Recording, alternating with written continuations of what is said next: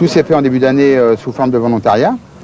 Et à titre indiqué au niveau de l'anecdote, on a recruté, il y a eu 40 élèves d'inscrits cette année. Et il y en a une bonne quinzaine qui ont, lorsqu'ils ont vu l'auto en construction, se sont dit qu'est-ce que c'est monsieur comme voiture, est-ce qu'on pourra travailler dessus, ça peut être intéressant. Et puis il y en avait donc les 25 autres qui ont regardé, ils ont dit mais qu'est-ce que c'est que cette vieille voiture de merde, excusez du mot de merde. Donc ça veut tout dire de la motivation des élèves quoi. On les a emmenés à Valence, ils ont tous pleuré à la fin et je crois que si on arrive à finir, on ira tous. Et ils se rendent compte que bon, ce n'est pas avec une 4L, c'est pas un bout de tôle, c'est qu'une automobile, on peut la faire progresser, ça vit, c'est presque, ça respire, c'est tout. Mais c'est noble, c'est capricieux, et je crois que pour eux, c'est très très valorisant. Ça change carrément la vie quoi. On voit pas les choses autrement, c'est ce qui se passe sur les circuits. Quand on voit à la télé, on a l'impression que c'est facile. Mais quand on a fait une course de 24 heures comme on a fait à Valence, comme aujourd'hui même, on se rend compte que c'est difficile pour les pilotes, pour les mécanos, pour l'équipe entière. Même depuis tout petit, j'ai toujours voulu être dans une écurie, voir comment ça marche. Maintenant, apparemment, c'est en train de se réaliser. Et en fait, je trouve qu'on apprend mieux que si on faisait pas partie du projet en fait. Parce que là, on peut sortir, on travaille, ça nous donne un goût des écuries, de la course automobile. Puis voilà, je trouve ça, franchement, c'est au moins 2 fois mieux que le lycée normal. Là, c'est plus des professeurs, là, c'est des chefs, on va dire. C'est plutôt des chefs et des personnes qui nous disent ce qu'on doit faire pour justement réussir. Autre équipe, autre âge, elle aussi, a connu quelques problèmes pendant les essais.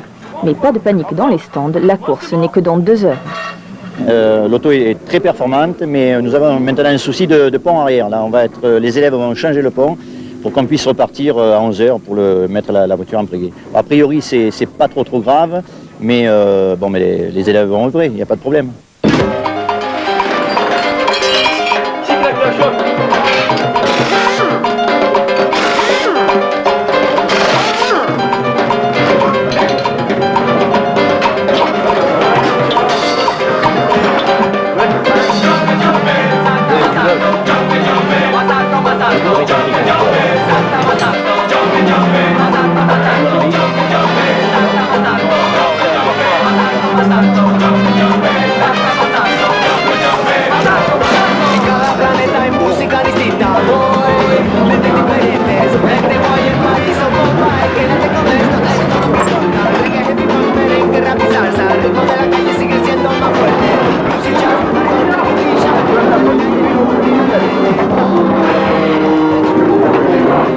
Les élèves me demandent quelle note je vais leur mettre.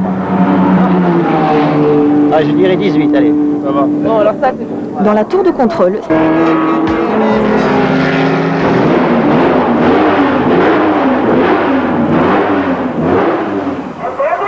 place maintenant à la course avec ce départ type Le Mans, véritable hommage à l'histoire. Au programme premier relais de 2 heures, Alain Pagès peut rentrer au stand la tête haute. Les Gentlemen Drivers pointent désormais en 8e position. Doulière, il a réussi à se hisser en 5 heures de course jusqu'à la 18e position. Visiblement, le pont arrière tient bon, mais c'est une autre pièce de la voiture qui flanche.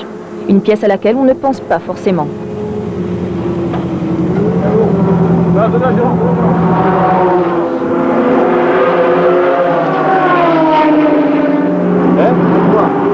Bon, non, ça va, à part que j'ai bousillé une paire de gants qui était le souvenir de ma grand-mère, tout va bien. Non, mais ça va. C'est pas trop gênant en montant les vitesses, parce qu'il y avait une partie tordue vers là. C'était gênant au rétrogradage. Un temps 5e, les Gentlemen Drivers sont désormais 8e à 1 heure de la fin de la première manche.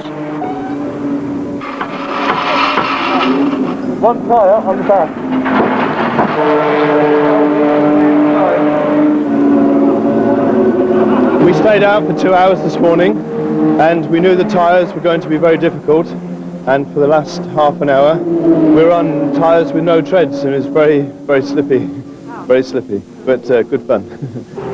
Surnommée par les élèves Micro Machine est encore là. Elle terminera même 16e de ses 12 heures de Jarama. À l'arrivée, mais la direction de course a décidé de l'exclure du meeting pour pièces non conformes. Quant à la victoire du cœur, elle est pour eux, pour l'équipe du lycée de la Coudoulière, qui boucle là sa 2e course d'endurance.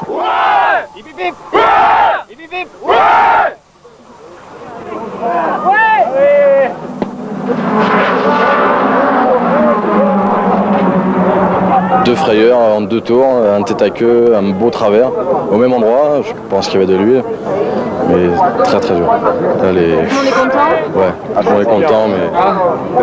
Voilà, je crois qu'on a rempli notre mission. Le but c'était d'arriver et on y est. Et je crois que c'est un jalon dans notre grande aventure. Voilà. Tout cela mérite bien une bise et la pose devant les photographes. Joli, c'est mieux équipé que nous. Tu veux la prendre? Et Robert, je suis là. Pareil.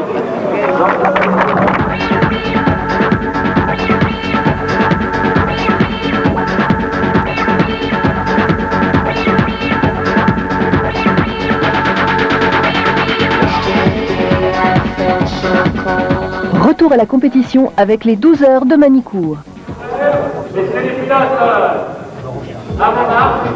Pour renouer avec la tradition, un départ de type Le Mans est donné. Ce mode de lancement ayant été abandonné pour des raisons de sécurité, la procédure de départ est classique. Pré-grille, tour de formation et départ lancé. Accompagné en première ligne de la Chevron B8. En seconde ligne, l'Elva MK8 et la Chevron B16. Derrière elle, l'Attila MK7 et la fameuse GT40. La première GTS est la TVR Griffith 400 numéro 45 devant la Jaguar type E numéro 66.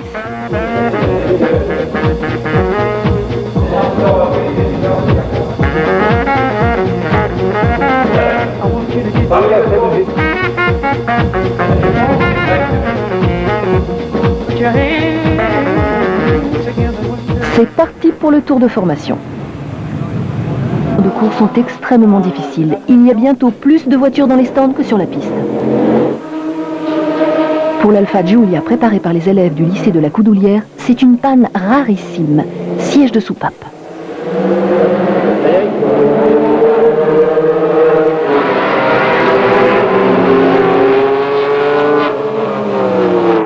De Hautajon, Faro et Gléton possèdent désormais 4 tours d'avance sur l'Elva MK8 de Dutoya Père et Fils et d'Arnis. La première GTS, la Porsche 911 numéro 21 de Deville de Goyel, Ligonnès Père et Fils, pointe en plus à une superbe 3e place scratch.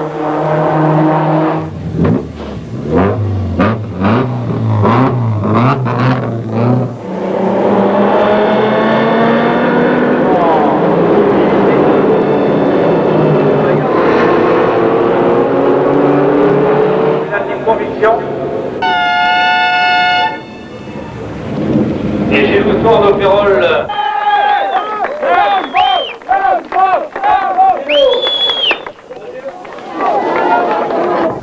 Après Jarama, l'Alfa Giulia est toujours là. Déçu, parce que ça a été une suite de galères épouvantables pendant tout le week-end. Et puis heureux parce qu'on est là, on finit. C'est l'envie de gagner. On a essayé, on a tout fait, mais bon, c'est la course. Mais la prochaine fois, on sera sur le podium. C'est promis. Ceux qui nous motivent. Hein, les gars.